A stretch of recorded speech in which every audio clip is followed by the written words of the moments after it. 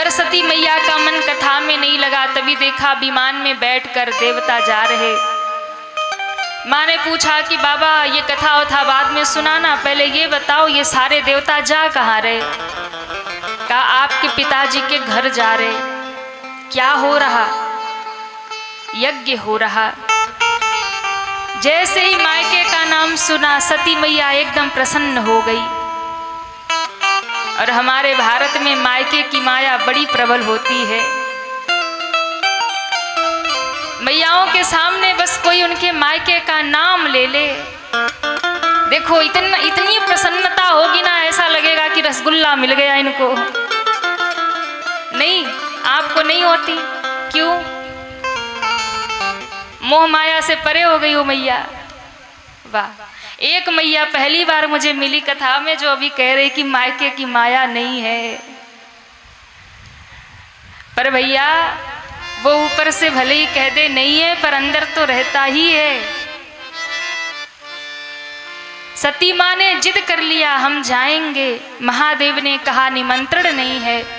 पिता के यज्ञ में गई और शिव का अपमान देखा, सहन नहीं कर पाई। माँ ने शरीर का त्याग कर दिया। महादेव जी को खबर मिली, यज्ञ विध्वंस हुआ। फिर देवताओं ने आकर स्तुति करी, भगवान ने यज्ञ पूर्ण किया। भोले बाबा वैराग्य में लग गए। अब इधर माता का दूसरा जन्म होता है।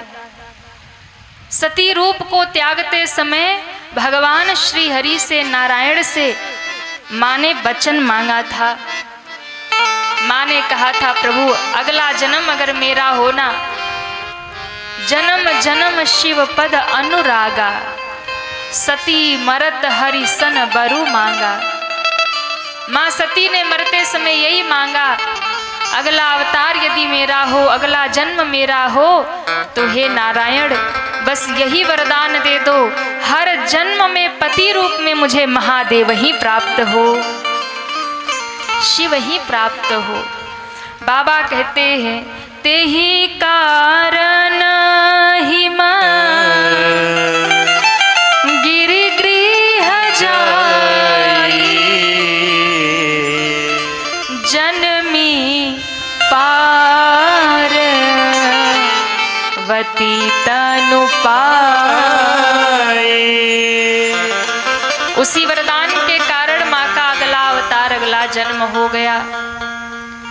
अब इस बार हिमालय की बेटी बनकर प्रकट हुई, क्योंकि सती रूप में माँ अपने पिता से दुखी हुई थी, क्योंकि पिता शिव का अपमान करते थे।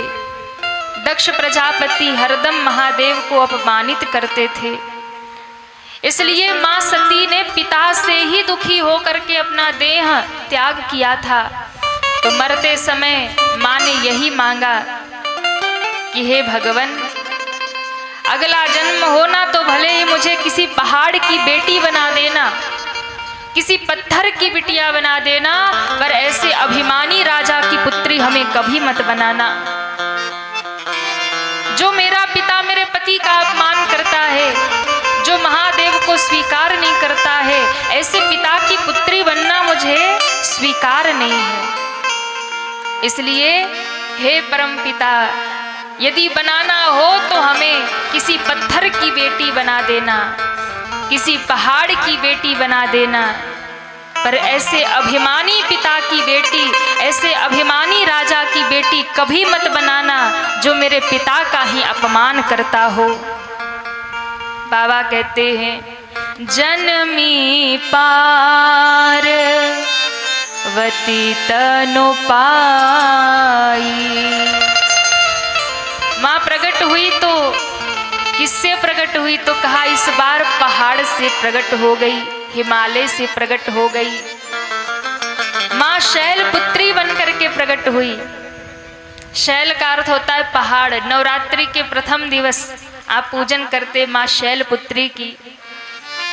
ये वही शैल पुत्री है जो महाराज हिमालय की आंगन में नन्ही सी कन्या बनकर के माँ जगदम्बा प्रकट हुई।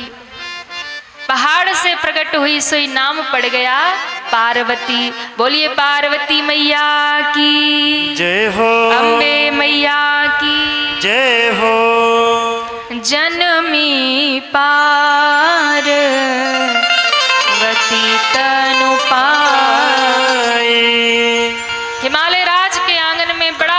उत्सव होने लगा, बड़ा आनंद होने लगा, क्योंकि आज बेटी का जन्म हुआ है।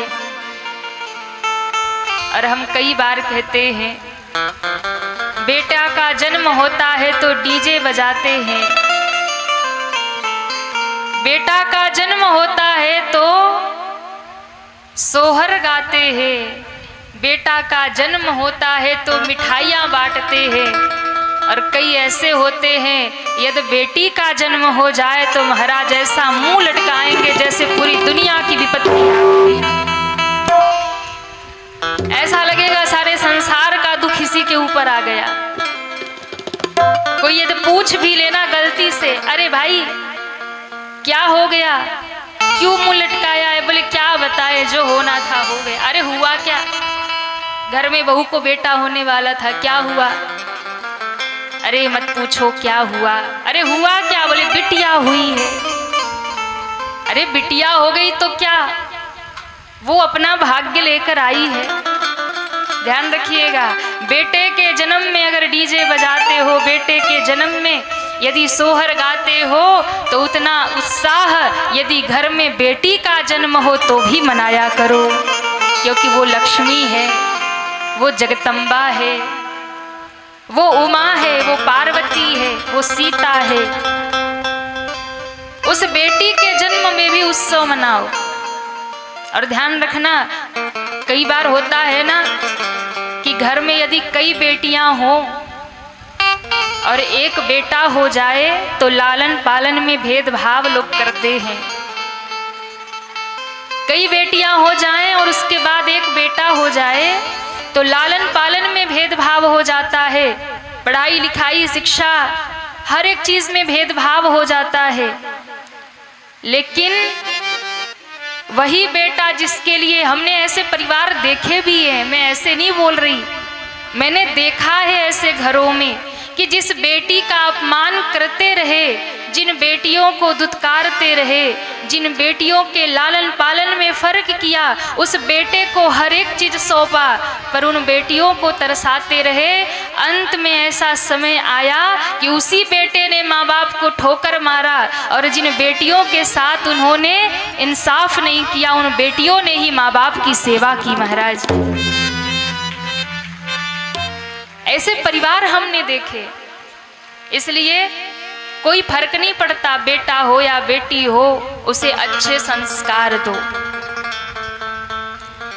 चाहे बेटा हो या बेटी हो, दोनों के लिए जरूरी है। और जो लोग बेटी होने पर दुखी होके घूमते हैं कि घर में बेटियां ही बेटियां हैं, अरे बेटा तो भाग्य से होता है पर बेटी सौभाग्य से होती है। बेटा एक कुल को तारता है पर बेटी एक होती है जो दो दो कुलों को तार दिया करती है, दो दो कुलों को तार दिया करती है। इसलिए जितना आनंद बेटे के जन्म में मनाते हो उसका दुगना आनंद बेटी के उत्सव में मनाया करो, बेटी के जन्म में मनाया करो। एक बेटा पास रहकर भी जितना आपका ध्यान नहीं रखता ना, बेटी ससुराल में भी रहती है तो हर वक्त माँ बाप की चिंता करती है। पर हम लोग समाज में एक ऐसी धारणा बन गई, बेटा होगा तभी उद्धार होगा, जिसके बेटा नहीं तो लोग ताने सुनाते, अरे इसके तो घर में बेटी ही बेटी है। तो ध्यान रखना भैया, बेटा हो या बेटी हो, ना तो बेटा उद्धार करेगा ना बेटी उद्धार करेगी।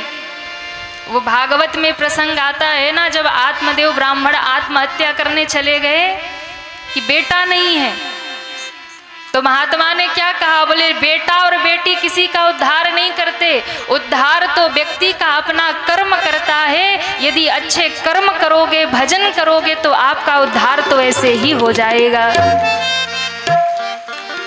बेटा बेटी ही अगर उद्धार करते होते तो सब वैकुंठ ही नहीं पहुंच जाते बेटे वाले।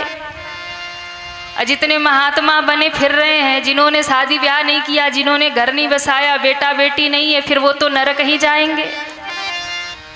हमारे समाज में गलत धारणा बन गई कि बेटा होगा तभी उद्धार होगा, बेटा होगा तभी पार लगेगा।